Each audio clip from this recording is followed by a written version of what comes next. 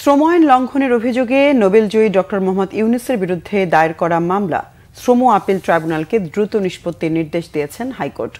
এই মামলায় 6 মাসের সাজা শ্রম আপিল ট্রাইব্যুনালে স্থগিতের আদেশ বাতিলের রায় প্রকাশ করেছে হাইকোর্ট।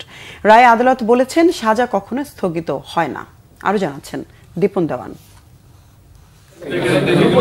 শ্রম আইন লঙ্ঘনের মামলায় নোবেলজয়ী ডক্টর মোহাম্মদ ইউনূস সহ 4 আসামির 6 মাসের সাজা হয় 1 জানুয়ারি। এরপর 28 জানুয়ারি রায় চ্যালেঞ্জ করে ডক্টর ইউনূস সহ 4 জনের জামিন দেন শ্রম আপিল ট্রাইব্যুনাল।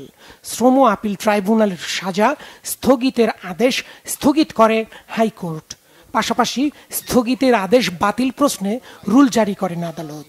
বুধবার বিচারপতি মোহাম্মদ নজরুল ইসলাম তালুকদার ও বিচারপতি কাজী ইবাদতের হাইকোর্ট বেঞ্চ 50 পৃষ্ঠার এই রায় প্রকাশ করেন। রায়ে আদালত বলেছেন সাজা কখনো স্থগিত হয় না।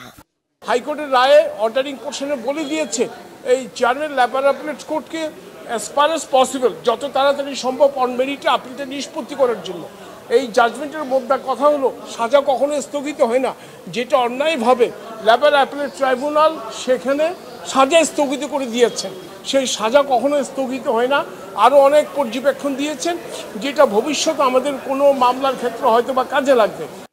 এ ব্যাপারে ডক্টর ইউনূসের আইনজীবী জানান, রায়ের অনুলিপি হাতে পেলে বিস্তারিত জানা যাবে।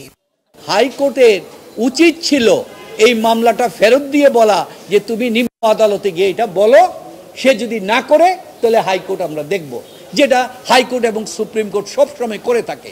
কিন্তু ডক্টর ইউনূসের বেলা এটা হলো না। গত কিছুদিন আগে ডক্টর ইউনূস সাহেবের কাগজপত্র 5 দিন আগে জমা দিতে হয়। তারা পরীক্ষা করে দেখেন ওনার আদালতের পারমিশন আছে কিনা।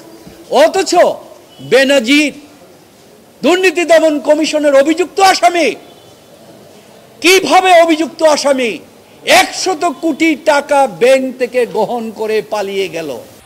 আপিল করার শর্তে ডক্টর ইউনূস সহ 4 আসামির 1 মাসের জামিন দিয়েছিল শ্রম আপিল ট্রাইব্যুনাল। দীপন দেওয়ান, বাংলা ভিশন, ঢাকা।